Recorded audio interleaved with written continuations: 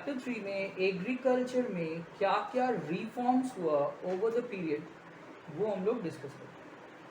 Agriculture reforms क्या क्या हुआ, तो रिफॉर्म्स को हम लोग ना, रिफॉर्म्स मतलब सुधार, तो रिफॉर्म्स को ना हम लोग दो पार्ट्स में डिस्क्राइब करेंगे। One is land reforms and the other will be technical reforms.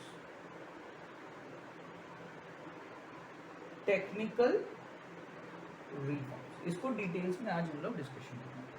तो एग्रीकल्चरल रिफॉर्म्स को हम लोग दो पार्ट्स में डिस्ट्रीब्यूट करेंगे। कौन कौन सा है बताओ? Land reforms and technical reforms. तो land reforms and technical reforms are the two major areas, ठीक है, are the two major areas through which we are going to discuss how the agriculture developed from the year 1950 to the year 1990. तो देखो land reforms को हम लोग take up करते हैं। Land reforms is also known as institutional reforms. Institutional reforms शुरू करें। Institutional reforms और लैंड रिफॉर्म्स। तो लैंड रिफॉर्म्स का मेन ऑब्जेक्टिव क्या था इस तरह का रिफॉर्म्स का? टू रिमूव इनइक्वालिटी, ठीक है, इनइक्वालिटी को रिमूव करना and to promote Indian agriculture in such a way that all the farmers get a minimum standard of living, ठीक है, उनको एक मिनिमम स्टैंडर्ड ऑफ लिविंग मिलता है। तो सबसे पहले let us discuss the objective. Objective is to remove inequality, inequality को रिमूव करो, ठीक है, and ensure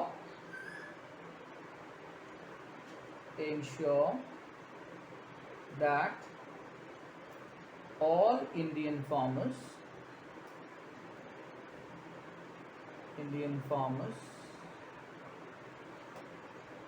get a minimum standard of living, get a minimum standard of earning, get a minimum standard of earning, मतलब एक minimum earning सब कोई का हो कम से कम, ठीक है। तो सबसे पहले लैंड रिफॉर्म्स में क्या किया गया? Abolition of intermediaries, abolition of intermediaries. Who are intermediaries? इसको हिंदी में हम लोग बोलते हैं दलाल। तो जो लोग दलाली करते हैं, तो इनको अबॉलिश करना मतलब कंप्लीटली हटा देना। अबॉलिशन मतलब कंप्लीट रिमूवल। तो इनको कंप्लीटली रिमूव करने का क्या जरूरत था? इनको कंप्लीटली रिमूव करने का जरूरत इसलिए था बिकॉज ये लोग बल्क ऑफ द अर्निंग्स को ये लोग ग्रैब कर लेते थे, ठीक है। जैसे सपोज फॉर एग्जांपल जो मान लीजिए कि आलू उगा, फार्मर्स ने उगाया, मेन मेहनत तो फार्मर ने किया, तो उसने क्या किया, उसको अपना जो आलू है या प्याज है उसको 5 रुपया किलो में उसको बेचना पड़ा, ठीक है, और बहुत कम मिलता है उसको। और शहर में आकर के जब वही सेम आलू जो कि 5 रुपया किलो फार्मर ने बेचा है किसान, वो आलू यहाँ आकर के शहर में आने के बाद वो 20 रुपया किलो में वो बिकता है।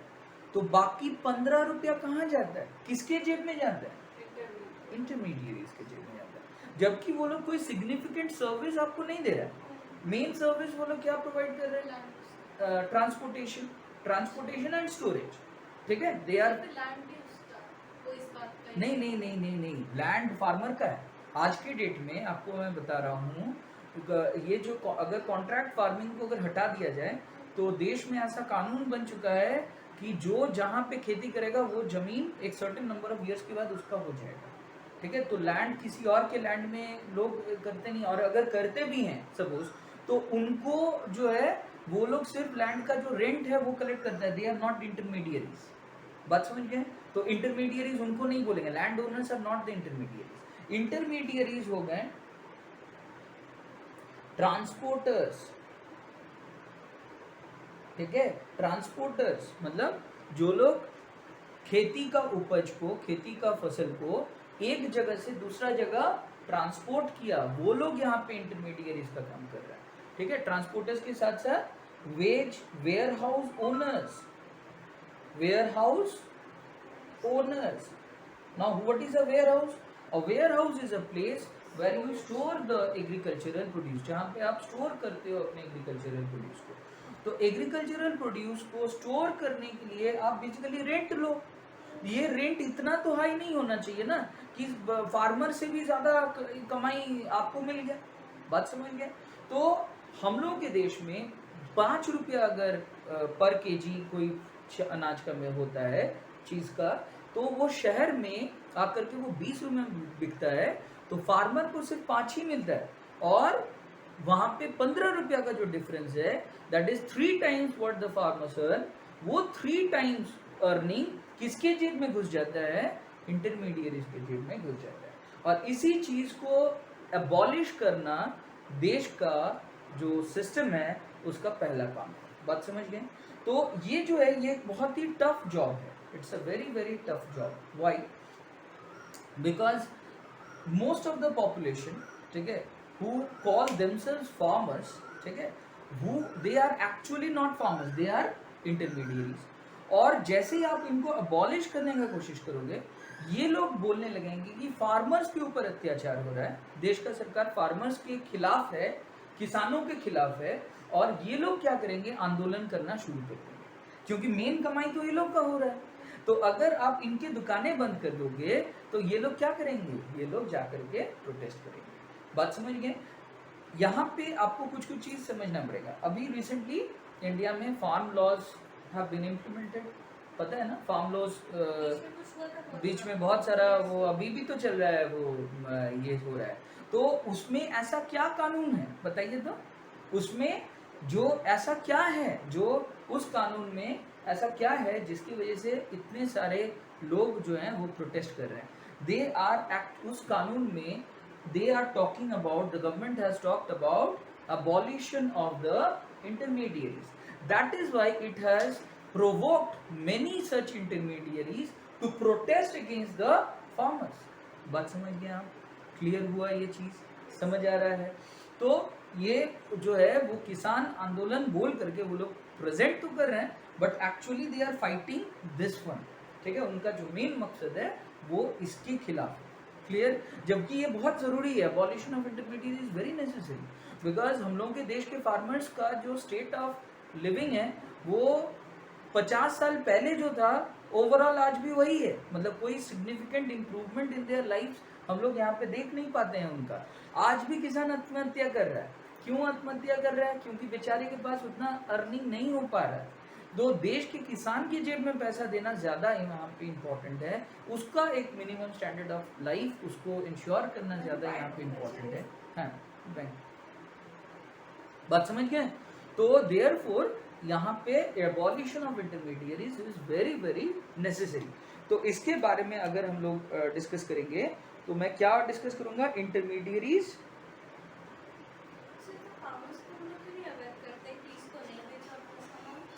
फार्मर्स। देखो देखो देखो एक चीज समझो, फार्मर जो बेचारा है ना वो पढ़ा लिखा नहीं होता, उसको ज़्यादा नॉलेज नहीं होते ये सब के बारे में। तो जो लोग उनके साथ रेगुलर बेसिस पे ट्रांजैक्शन करते हैं उन लोगों को लगता है कि ये लोग हमारे फेवर में हैं। बात समझ गए? और they get fooled very easily. बहुत जल्दी इन लोगों को सब कुछ भी समझा दिए, कुछ भी बुझा दिएगा, उन लोगों को पता चल जाएगा। अटल पेंशन योजना एक ये है, किसान सॉरी फसल बीमा योजना। फसल बीमा योजना एक सरकार के द्वारा एक इंश्योरेंस स्कीम उन लोगों के लिए लॉन्च किया गया, फार्मर्स के लिए, कि आपका जो क्रॉप्स है ना वो अगर खेत में नष्ट हो जाता है तो उसका कंपनसेशन सरकार आपको पेमेंट करेगा। आप देखिएगा इस पेंशन स्कीम के बारे में, ये जो फसल बीमा योजना है इसके बारे में ज़्यादातर लोगों को मालूम ही नहीं है, जो एक्चुअल फार्मर्स है उनको मालूम ही नहीं है, दे डोंट नो। ठीक है, तो लाभ कौन उठा रहा है ये सब स्कीम्स का? जो हाँ इंटरमीडिएरीज, जो फेक फार्मर्स हैं, जो लोग बस नाम के फार्मर्स हैं, एक्चुअली में फार्मर्स नहीं है, they are not actual farmers. बात समझ गए? तो you have to distinguish the real farmers with the fake farmers. Clear है ना? तो abolition of intermediaries, it is very very important. तो अब examples, transporters, warehouse owners etcetera. और पहले के ज़माने में in old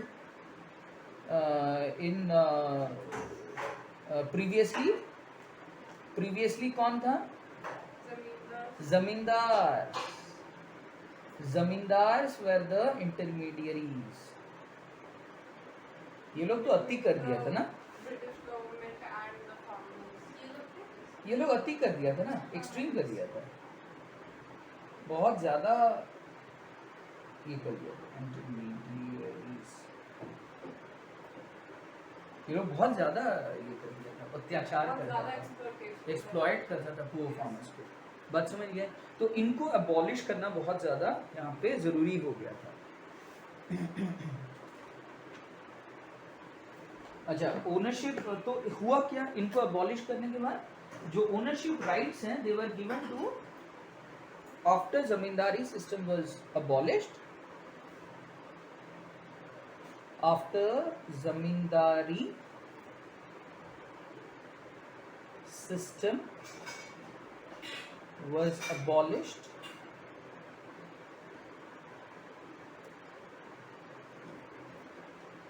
ownership rights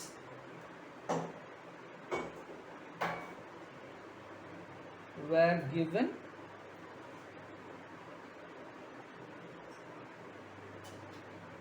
to the actual tillers of the land, to the actual cultivators.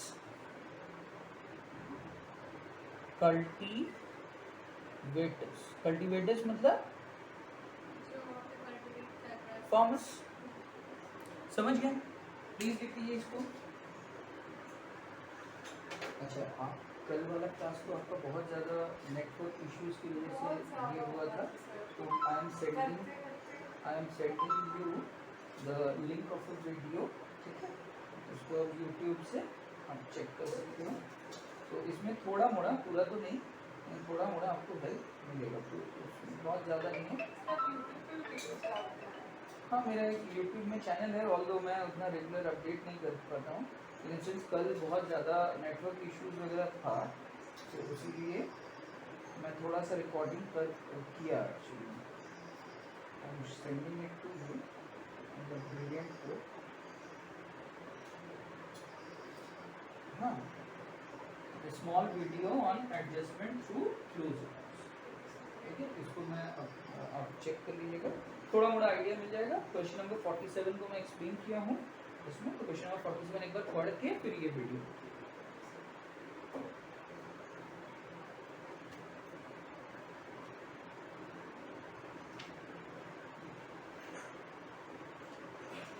मैं सोच रहा हूँ कि अगर किसी, मान लीजिए कि जब स्टूडेंट क्लास कर नहीं पाएगा ड्यू टू सम रीज़न, जैसे नेटवर्क इश्यूज है या कोई दूसरा प्रॉब्लम है, तो मैं वीडियोस को ये करके रिकॉर्ड करके अपने यूट्यूब चैनल में अपलोड करके आप लोगों को उसका मैं लिंक दूँगा।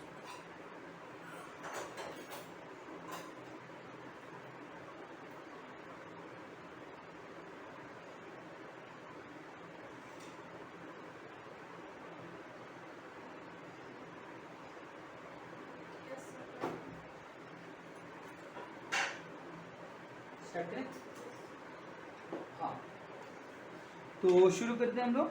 तो अब हम लोग क्या करने वाले हैं, तो ये हो गया हम लोगों का फुल अभी तक जो डिस्कशन किए। चलिए थोड़ा सा रिकैप कर लेते हैं, राइट। तो एग्रीकल्चरल रिफॉर्म्स कितने तरह के हो गए हैं बताओ? What are the different types of agricultural reforms made by the government? No बेटा, it is of two types. First में आपको ये बोलना है कि it is of two types. One is the land reforms and the second is the technical reforms. Land reforms is also known as the institutional reforms. Land reforms ऐसे बोलना है, ऐसे लिखना है आंसर्स को कि agricultural reforms are of two types. They are land reforms and technical reforms. Where land reforms is also known as the institutional reforms. The basic objective of the land reforms is to remove the inequality and to ensure that all Indian farmers get a minimum standard of earning. ठीक है, तो addition इसमें सबसे पहला point is abolition of intermediaries. Who are the intermediaries? They are transporters, warehouse owners, etc. Previously it was the zamindars who were the intermediaries. The zamindari system had to be abolished because they used to exploit the farmers a lot. So after the zamindari system was abolished, ownership rights were given to the actual cultivators, that is the farmers. समझ गए अच्छे से? अब हम लोग इसके बाद जो नेक्स्ट वाला पॉइंट है उसको डिस्कस करते हैं. तो second point is ceiling on land holdings.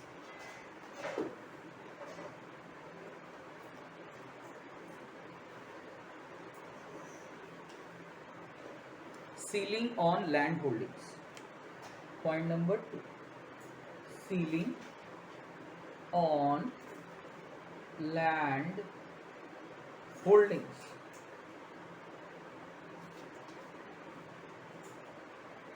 What is ceiling? Ceiling refers to the word ceiling refers to the maximum limit. The word ceiling refers to maximum limit.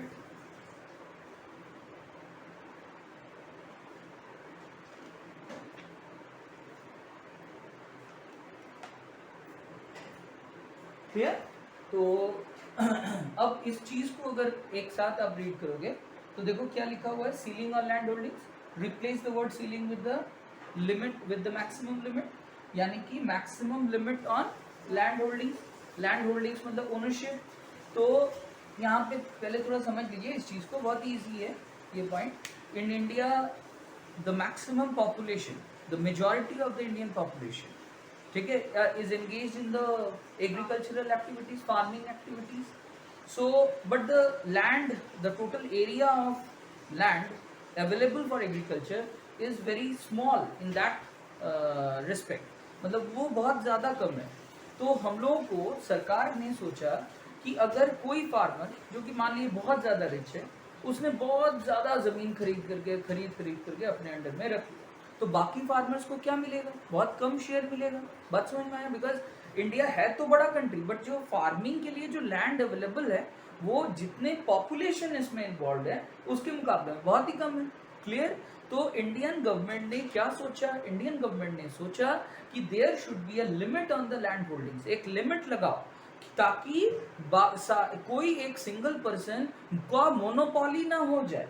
ठीक है, कोई नहीं तो फिर क्या होगा, सिंगल लोग, कोई जिनके पास बहुत ज़्यादा पैसे हैं, ठीक है, वो मतलब बहुत बड़े बड़े इंडस्ट्रियलिस्ट, बहुत बड़े बड़े एंटरप्रेन्योर्स, वो लोग लैंड ग्रैबर्स बन जाएंगे. लैंड ग्रैबर्स मतलब वो लोग क्या करते जाएंगे, खरीदते जाएंगे और फिर वही वाला सिस्टम हो जाएगा जो जमींदारी सिस्टम के साथ हम लोग लड़ रहे थे, वो फिर से लौट के आ जाएगा. बात समझ गए? तो उसको तो लौटाना नहीं है ना, उसको तो हमेशा हमेशा के लिए क्या कर देना है, अबॉलिश कर देना है, रिमूव कर देना है. तो इसके लिए क्या करो, सीलिंग लिमिट लगा दो, मैक्सिमम लिमिट लगा दो कि हाँ इससे ज़्यादा लैंड आप नहीं होल्ड कर सकते हो क्योंकि ये कानून के खिलाफ है. तो सरकार ने कानून बनाया, कानून बना करके they imposed a ceiling limit, that is the maximum limit of land which any individual person can hold in his on his own. समझ गए? क्लियर है? कुछ पूछना बेटा?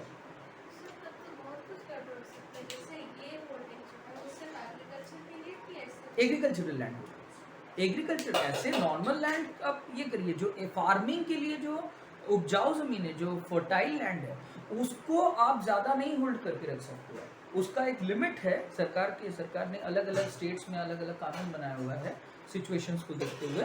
तो वहाँ पे क्या होगा, एक अलग वहाँ पे जो फर्टाइल लैंड है जिसमें खेती हो सकता है, उस तरह का जिसको सरकार खेती लायक ज़मीन आइडेंटिफाई करता है, वहाँ पे आप ज़्यादा होल्डिंग नहीं रख सकते हो। क्लियर? तो वहाँ पे एक सर्टेन लिमिट तक रख सकते हो। तो यहाँ पे मैं लिख रहा हूँ कि government, Indian government has frame laws to prevent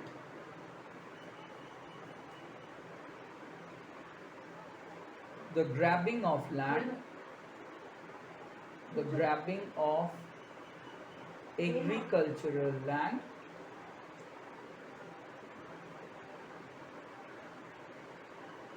by imposing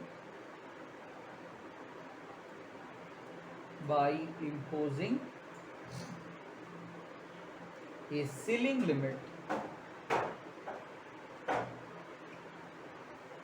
on the maximum land area of land, on the maximum area of land which can be held by one individual. समझ गए? अलग अलग जगह अलग अलग लिमिट्स है, ठीक है, वो कोई फिक्स नहीं है, तो गवर्नमेंट से परमिशन लेना पड़ता है उसके लिए, अगर उससे ज़्यादा होल्ड करना चाहते हो तो कोई फिक्स नहीं है, ठीक है, अलग अलग स्टेट्स में, अलग अलग जगह में, डिस्ट्रिक्ट्स में अलग अलग। तो मैं रीड करके सुना रहा हूँ सेकंड वाला पॉइंट, तो ध्यान से देखिए क्या बोल रहा है।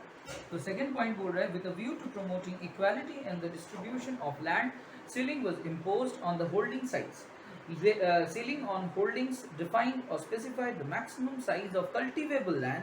मैंने बोला था ना, खेती लायक जमीन, that an individual or a family could own. ठीक है, या तो कोई इंडिविजुअल या फिर अपने फैमिली, या अगर फैमिली नहीं बोलता तो लोग क्या करते हैं, खुद कुछ खरीद लेते हैं, वाइफ के नाम से कुछ खरीद लेते हैं, बेटे के नाम से कुछ खरीद लेते हैं, तो इसलिए फैमिली को भी यहाँ पे रिस्ट्रिक्ट किया हुआ है। बट क्लियर हो रहा है आप लोगों को? तो इसके बाद बोल रहे थे, surplus land over and above the ceiling limit was resumed by the government and they redistributed among small holders or landless laborers. ठीक है, अब ये कानून अभी मतलब ये जो है, ये कानून के को इम्प्लीमेंट करने के बाद जो जमींदार, ये एक्चुअली हिस्टोरिकल फैक्ट है, मतलब जमींदार एक्सेस लैंड होल्ड करके रखा था ना, उनका लैंड को गवर्नमेंट ने टेक ओवर किया, टेक ओवर करने के बाद उसको रीडिस्ट्रीब्यूट कर दिया लैंडलेस लेबरर्स को के बीच में, इस कानून को इम्प्लीमेंट करने के बाद। बात समझ गए? तो ये ऑलरेडी इम्प्लीमेंट हो चुका है देश में, ठीक है, already this has been implemented in the country. Once when the zamindari system was abolished, ठीक है, the government did what, the government took the surplus land held by the zamindars and they redistributed the land back to the landless labourers, उनके बीच में बांट दिया गया, क्योंकि वो लोग तो इलीगली उसको ऑक्यूपाई किया हुआ था, बहुत सारे लैंडलेस लेबरर्स को फोर्स किया था उनका जमीन को हैंडओवर करने के लिए जमींदार के बीच में, तो इसीलिए जो सरप्लस लैंड था जमींदार के पास उसको रिडिस्ट्रीब्यूट करवा दिया गया। क्लियर? तो after the zamindari system was abolished,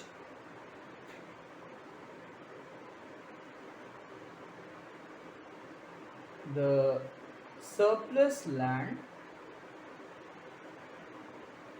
held by them was redistributed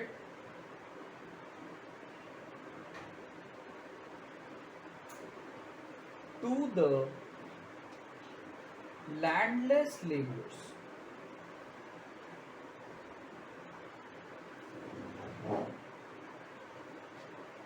समझ गए?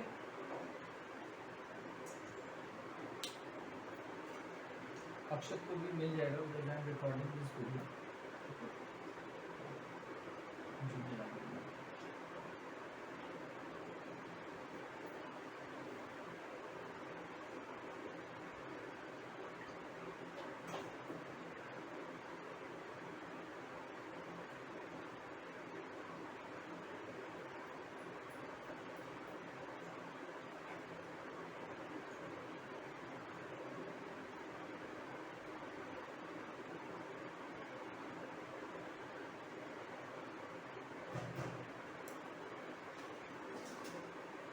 जब हो जाएगा बोलिएगा डन।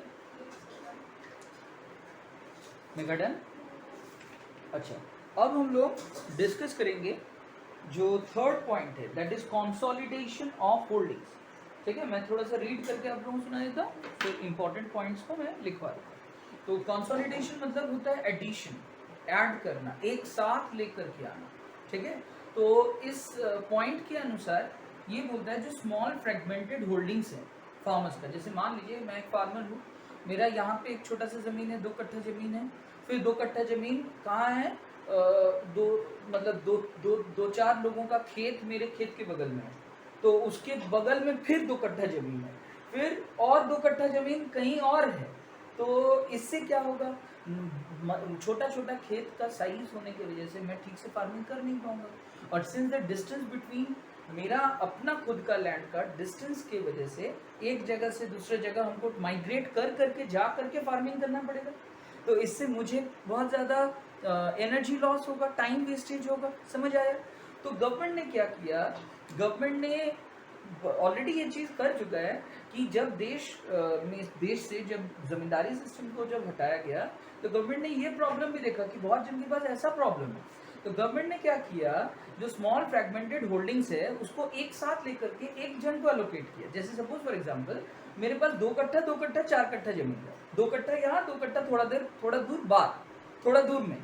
तो गवर्नमेंट ने क्या किया, और बीच में किसी और का 2 कट्ठा जमीन है, तो गवर्नमेंट ने ये किया कि मेरा 2 कट्ठा और बगल वाले का 2 कट्ठा मेरे नाम से कर दिया, और वो जो 2 कट्ठा जमीन बगल वाले का था, मेरा वाला जो जमीन था उसको एलोकेट करवा दिया।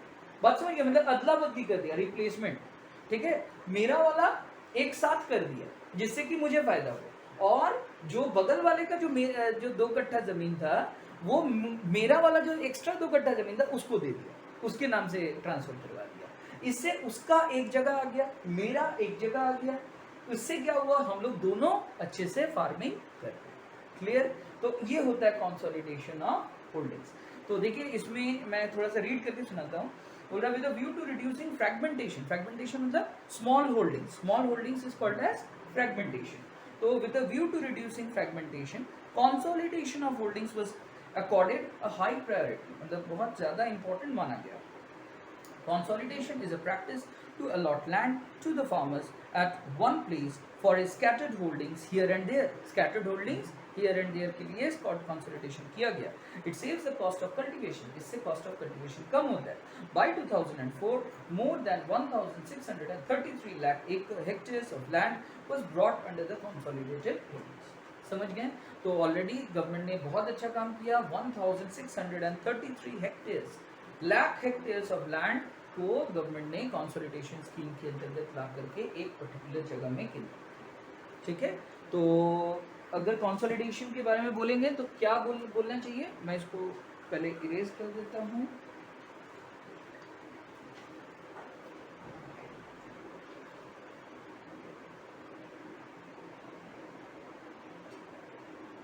हाँ, मैं इसको पहले इरेज कर दिया, और इरेज करने के बाद मैं इसको शॉर्ट में लिखवा दूंगा, consolidation.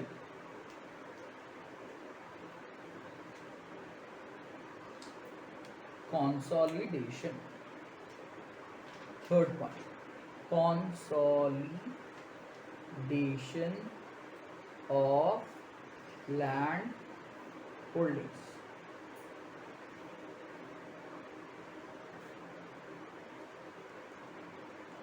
Small fragmented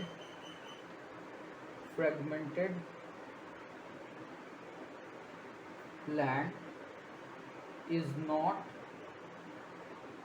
good for cultivation, with a view to reduce the cost of cultivation,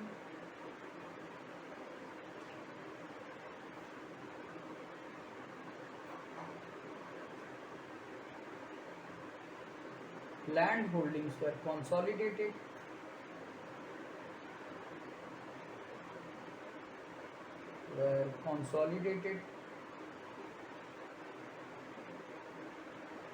that is brought together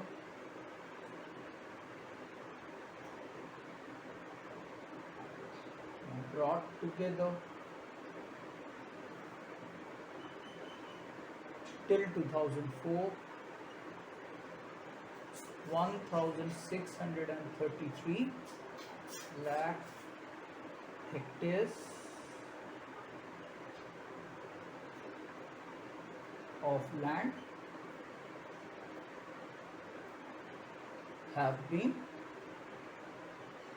have already been consolidated.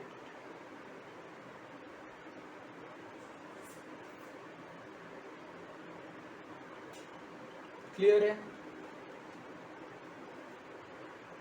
समझ आ रहा है?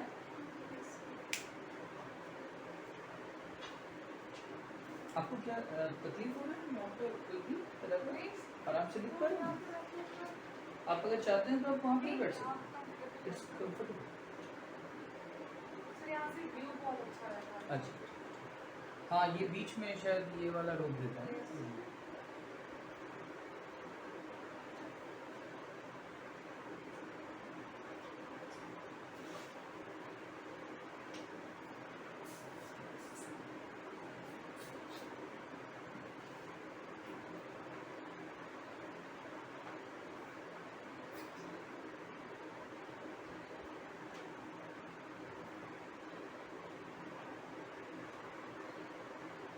ठीक है,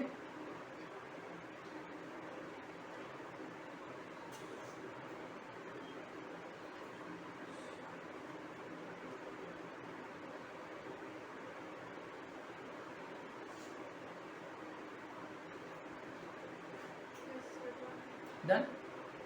ठीक है, अब बाकी जो 2 पॉइंट है वो बहुत ही इजी और बहुत ही छोटा सा पॉइंट है, तो आइए उसको डिस्कस कर लेते हैं। तो पहला point is regulation of rent. आप बोल रहे थे ना वो कॉन्ट्रैक्ट फार्मिंग के बारे में, जहाँ पे मान लीजिए कि मेरे पास ज़मीन है और आपको खेती करना है, तो आप मेरे से लैंड को रेंट पे ले करके आप खेती कर सकते हो। ये बात आप उस समय बोल रहे थे। तो रेंट वाला जो मैटर था ना, ये पहले से ही चला आ रहा है देश में, और इसके चक्कर में भी बहुत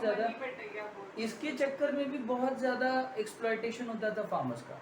ठीक है, कैसे होता था? Exorbitant rent were charge from the poor farmers by certain people.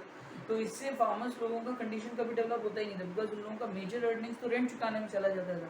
ठीक है, तो गवर्नमेंट ने क्या किया, ऐसा रेंट एक लॉज लागू किया पूरे देश भर में, जिससे कि कॉन्ट्रैक्ट फार्मिंग के केस में आप 1/3 of the value of the crop से ज्यादा रेंट आप चार्ज नहीं कर सकते हो इंडायरेक्टली। ठीक है, जैसे सपोज फॉर एग्जांपल मैं एक किसान, मेरे पास जमीन नहीं था, तो मैंने आपसे जमीन को रेंट पे लिया। तो मैंने ड्यूरिंग द एंटायर ईयर मैंने 3 लाख रुपया का क्रॉप्स मैं बेच पाया। तो 3 लाख रुपया का 1/3 कितना हो गया? 1 लाख। ठीक है, डिवाइड बाई 3 करेंगे 3 लाख को, तो 1 लाख रुपया आएगा। तो पूरे साल में मुझे आपको भाड़ा मैक्सिमम टू मैक्सिमम कितना देना पड़ेगा? 1 लाख, उससे ज़्यादा नहीं। तो इससे क्या हो जाएगा, हमारे पास 2 लाख रुपया बचेगा, जिससे कि मैं अपना जो परिवार है, मैं अपना फैमिली है, उसको अच्छे से चला सकूं। समझ गए? तो rent was regularised.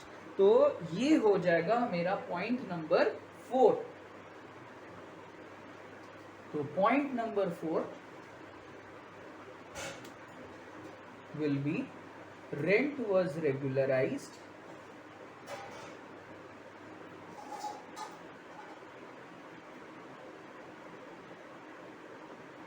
to prevent exploitation of the poor farmers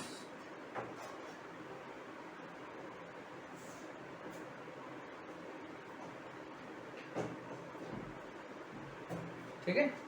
तो generally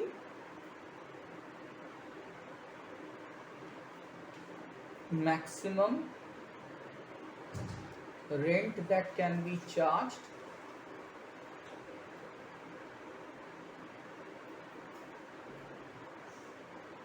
cannot exceed 1/3 of the value of crop.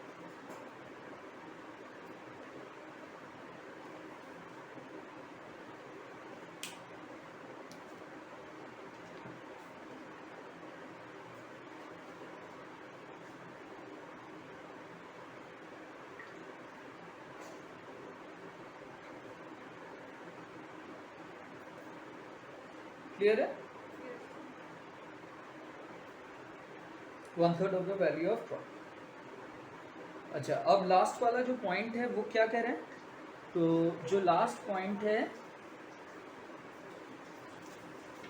वो बोल रहा है कोऑपरेटिव फार्मिंग। तो what is cooperative farming? Cooperative farming होता है, कोऑपरेटिव फार्मिंग वाज प्रमोटेड। यहाँ पे क्या होता है ना, देखिए, जब हम लोग बचपन से कहावत सुने हैं, united we stand divided we fall. मतलब जब हम लोग एक साथ आएंगे तो हम लोग का पावर बढ़ जाएगा, ताकत बढ़ जाएगा, तो हम लोग सब कोई आसानी से सरवाइव कर पाएंगे। लेकिन अगर अलग अलग बिखर के रहेंगे तो क्या हो जाएगा, हम लोग को बहुत दिक्कत होगा। तो ये इसको भी एक तरह का रूल के हिसाब से गवर्नमेंट ने मतलब प्रमोट किया। गवर्नमेंट ने फार्मर्स का यूनियंस तैयार किया, कोऑपरेटिव्स तैयार किए। ठीक है, कोऑपरेटिव्स का मतलब वहाँ पे बहुत सारे फार्मर्स मिल करके उस कोऑपरेटिव का क्या बनेगा, सदस्य बनेगा। इससे फायदा ये होगा कि जो पुअर फार्मर्स है उनका एक्सप्लॉयटेशन बंद होगा, क्योंकि जब बहुत सारे फार्मर्स एक सिंगल यूनियन के अंतर्गत आ जाएंगे तो उनका बार्गेनिंग पावर बढ़ेगा विद द बायर। तो बायर उसको आसानी से ये नहीं कर पाएगा, मतलब ठग नहीं पाएगा या उससे बहुत सस्ते में सामान ले नहीं पाएगा, क्योंकि उनका बार्गेनिंग पावर बढ़ चुका है। तो cooperative farming was promoted such that the farmers bargaining power increase and they can realise the maximum selling price from any buyer. समझ गए? तो ये हो गया point number 4, cooperative farming. Cooperative farming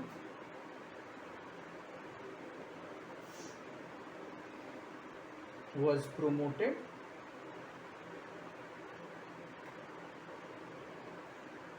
such that the bargaining power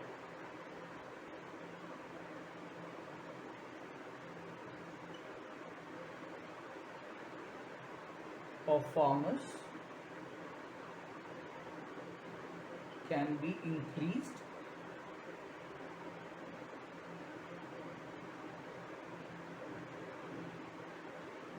and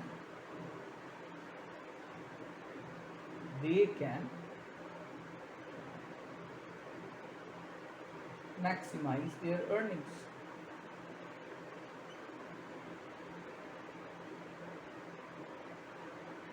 समझ गए?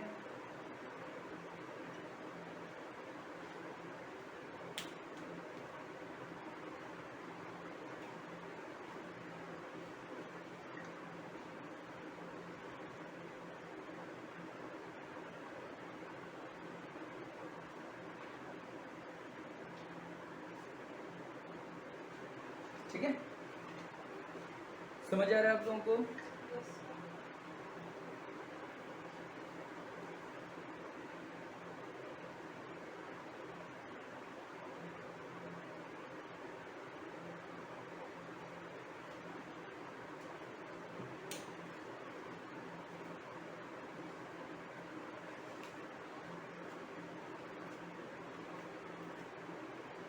So let us have a quick recap.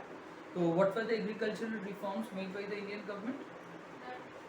Land reforms, technical reforms. Land reforms is also known as institutional reforms. So what are the different types of land reforms that were made?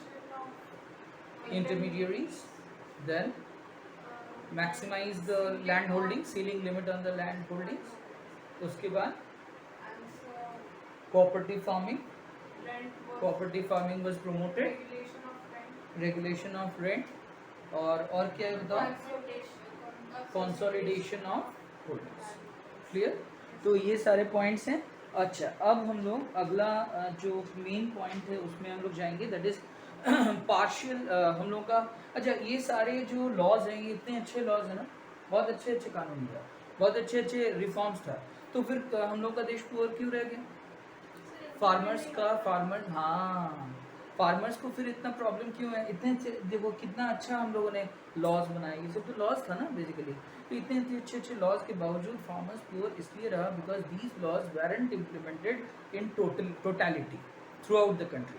ठीक है, तो there are still, there were बोलना गलत है, there are still many places within our country where these laws have not been implemented at all.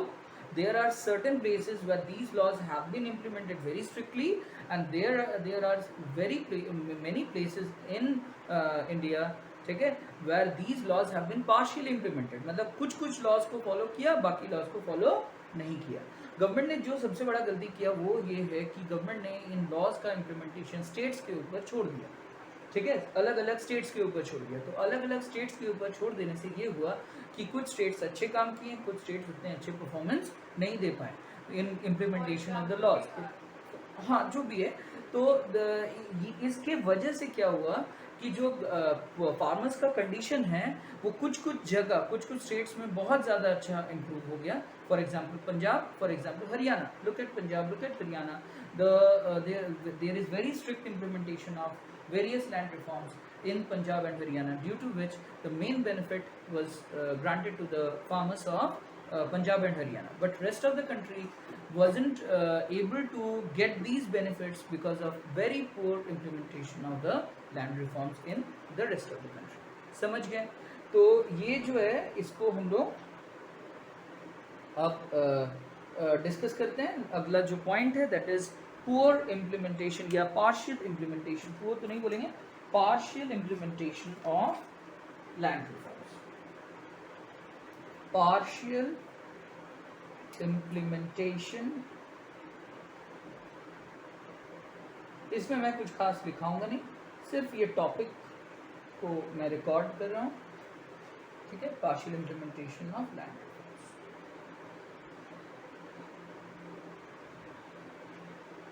समझ आ रहा है? तो इसके बारे में जो कुछ है मैं आपको बुक से ही रीड करके सुना रहा हूँ। तो बुक में क्या लिखा है देखिए, बोल रहा है, despite the noble objective of land reforms, these reforms were only partially implemented in the country. मतलब एक बहुत ही अच्छा मकसद से ये सब इम्प्लीमेंट किया गया था, लेकिन ये पूरी तरीके से इसको लागू नहीं किया गया।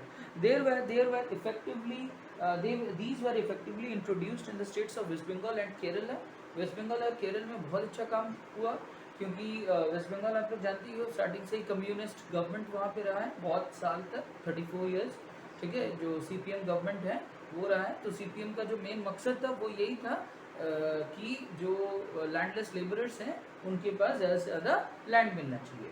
तो उन लोगों ने अच्छा काम किया। ठीक है, हाँ, बाकी सब जगह में बहुत बुरा काम किया वेस्ट बंगाल का जो गवर्नमेंट था, लेकिन इस पर्टिकुलर मामले में उन लोगों ने अच्छा काम किया बिकॉज वो लोग स्ट्रिक्टली इन लॉज को बहुत स्ट्रिक्टली फॉलो किया। तो वेस्ट बंगाल में, केरल में भी अच्छा काम हुआ। In most parts of the other in most other parts of the country land reforms were only propagated and not effectively implemented. सिर्फ प्रोपागेशन हुआ, सिर्फ प्रोपागंडा हुआ। ठीक है, मतलब मीडिया हाइप हुआ, लेकिन कुछ एक्चुअल में ग्राउंड बेसिस पे कोई काम नहीं हुआ।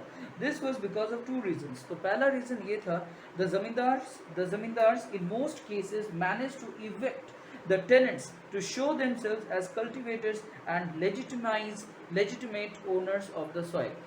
जमींदार खुद को बहुत सारे जगह में बोलने लगे कि हम लोग तो जमींदार नहीं, हम लोग तो कल्टिवेटर्स हैं, हम लोग खुद किसान हैं। तो जमींदारी सिस्टम ऑन पेपर तो अबॉलिश हो चुका है, लेकिन एक्चुअली में अबॉलिश नहीं हो पाया, क्योंकि जमींदार वहाँ पे क्या बन गए, बहुत सारे जगह में वो लोग अपने आप को बोलने लगे कि हम लोग खुद किसान हैं, हम लोग खुद ये करते हैं, फार्मिंग करते हैं। और उससे पहले ही वो लोग अपने जो टेनेंट्स थे, मतलब जो पुअर फार्मर्स थे, उनको अपने ज़मीन से बोले कि तुम लोग भागो यहाँ से। तो भगा दिए हम लोग और खुद कल्टिवेटर्स बन करके in the eyes of government अपने आप को क्या प्रोजेक्ट करने लगे, अपने आप को बना लिए फेक फार्मर्स। यही मैं डिस्कस कर रहा था ना, I was discussing the problem of fake farmers. तो यही फेक फार्मर्स है। ठीक है, हु वर अर्लियर जमींदार, बाद में वो लोग जमींदारी सिस्टम अबॉलिश होने के बाद डर के मारे वो लोग क्या बन गया, वो लोग बन गया फेक फार्मर्स। बात समझ गए? तो कल्टीवेटर्स बन गए, फेक फार्मर्स बन गए। तो इससे उनको इवेक्ट करना पॉसिबल नहीं हो पाया, उनके लैंड सरप्लस लैंड होल्डिंग्स को देना पॉसिबल नहीं हो पाया। तो बहुत सारे कानून जो है उनको कानून के साथ छेड़छाड़ करने की वजह से ये पुअर इम्प्लीमेंटेशन बन करके रह गया। तो अच्छा, इसके बाद बोल रहा है कि second point, the landlords challenged the land ceiling legislation in courts, which provided the landlords enough time to evade the ceiling act. They managed to register their surplus land in the names of close relatives. तो जैसे ये सब कानून लागू हुआ तो बहुत सारे लोग कोर्ट में जाकर के केस कर दिए।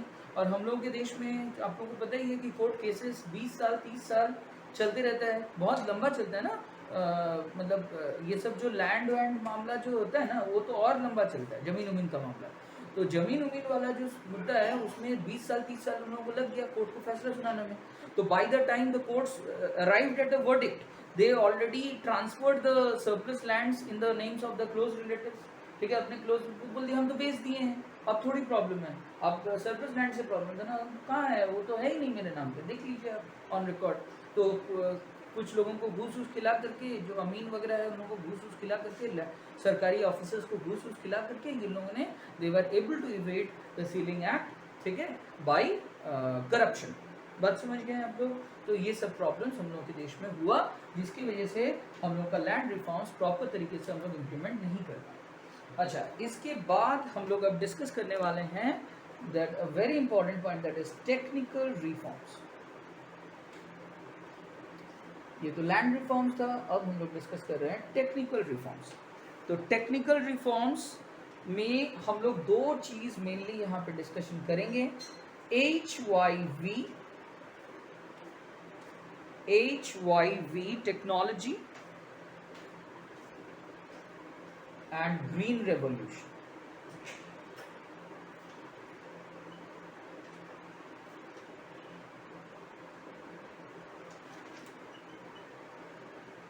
What is HYV stand for? High. Very good. High yielding variety of what? Seeds. So genetically engineered high yielding variety of seeds were used to improve the productivity, ठीक है, of the land, ठीक है। तो ये एक technical reform है, क्योंकि इसमें साइंस ज़्यादा था, इसमें लॉज नहीं चेंज किया गया था, इसमें क्या किया गया था, we use science, pure science to improve the productivity of the farmers. तो इसमें high yielding varieties of seeds जो कि जेनेटिकली इंजीनियर्ड था, ठीक है। हम लोग के देश में एक जो एग्रीकल्चरल रिसर्च इंस्टीट्यूट है, that is called as IC, Indian Council of Agricultural Research, AICAR। तो Indian Council of Agricultural Research, उसने क्या किया, उसने वो रेगुलर बेसिस पे खोज करते रहता है कि different high yielding varieties of seeds कैसे हो सकता है। तो वो एक चीज़ के साथ दूसरे वैरायटी को मिक्स करके, ठीक है, लेबोरेटरीज में, लैब्स में वो डिस्कवर करते रहता है HYV वैरायटीज ऑफ सीड्स। और वो बता देता है कि इनको कैसे, इसको जो है ज़मीन में क्या करना है, कैसे इसको लगाना है, मतलब सारा चीज़ वो लोग बता देता है। तो प्रोसीजर फार्मर को जब पता चल जाता है, और high yielding varieties of seeds की वजह से क्या होता है कि हम लोग का जो प्रोडक्टिविटी है वो बहुत ज़्यादा बढ़ गया था। और इसकी वजह से आया था क्या, ग्रीन रेवोल्यूशन, ठीक है। ये जो ग्रीन रेवोल्यूशन है, ये इतना ज़्यादा हम लोग का फार्मर्स का प्रोडक्शन बढ़ा दिया था, जितना कि